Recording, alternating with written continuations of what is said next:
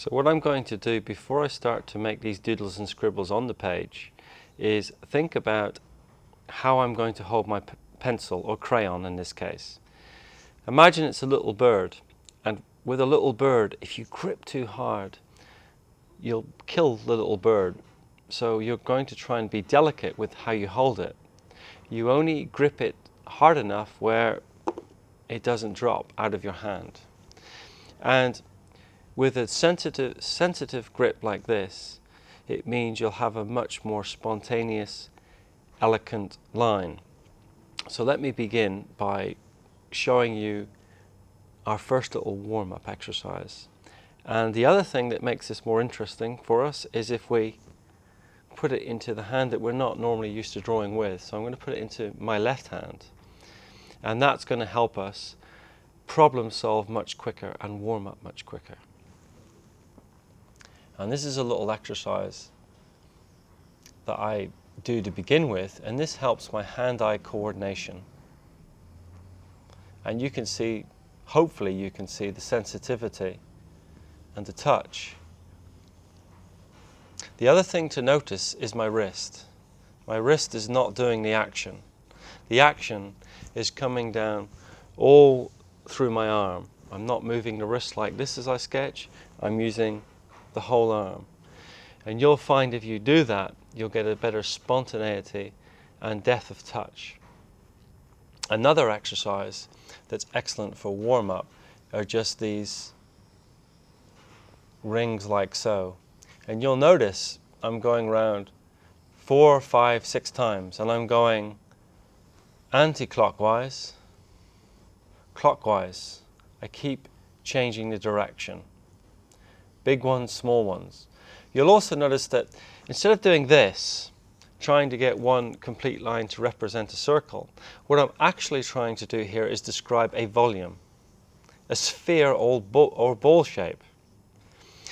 Because what we're dealing with when we draw our subject is we're dealing with volumes. We're dealing with three-dimensional shapes that we're trying to translate onto a two-dimensional surface. So we're thinking of those volumes, and this is why I'm going around a few times. And you notice the difference as I do that. It starts to create the feeling of an actual three-dimensional shape. And also in nature, everything's full of curves and arcs. And a lot of the structure of our design, especially when it comes to character, are made up of these shapes. And this is the easiest shape to place more detail on. So hence why it's so important to begin practicing this. And I promise, if you practice this every day for about 5 minutes a day, or even just a couple of minutes a day, you will see a big difference in your coordination, doodling and scribbling. Now the other little secret I'd like to show you for warming up are these paths or lines of action. And what they do is they'll help us. It's a very important help, and I'll explain in a moment. But you'll notice the odd line out here. Hopefully you'll notice the odd line out. And the odd line out is of course the one which is the straightest. And what we try to do as animators is we try to create a feeling, a dynamic quality. And what I mean by a dynamic quality is a feeling of motion or movement. And this line here is static. It's almost dead. And what we're going to use this path of action for is a guide to help me place a character on top of the line. So I'll begin and show you my technique here. Again, I'm drawing with the wrong hand, as it were, not my orthodox hand. And that doesn't matter because I'm not having to think about technique at this stage. I'm not trying to be too pretty with my drawing. And you'll see the other important aspect of my technique is that it's flowing. The line is flowing, and constantly I'm moving my crayon across the surface. Let me go to this one here.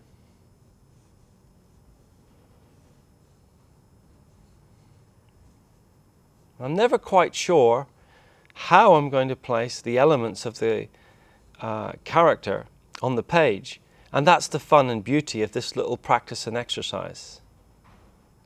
And I'm going to make lots of mistakes, and again I encourage you at this stage to really embrace that you're going to make lots of mistakes, and this is where we're going to learn. Okay, now let me go to this one up here. Now I'm not sure, again I stress, what angle this character is going to be placed along this path of action, and that's the fun. Again, look at, I'm not gripping the crayon hard, and it's flowing across the paper. Go to this one, and let me change his pose a little with the cycle. It looks like he's running. This one back. Now with the last one, it's straight up and down, and that really restricts me. And you'll see what will happen. So I call it the tin soldier. It's symmetrical, it twins. Twinning meaning it repeats itself the same from one side to the other. And you can see the big difference between these characters and this character here. And again, you might ask, why do a path of action?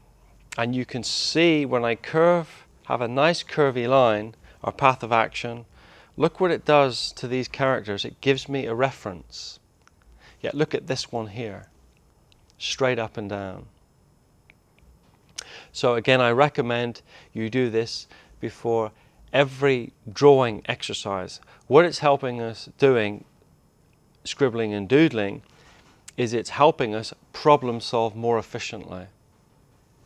So enjoy that.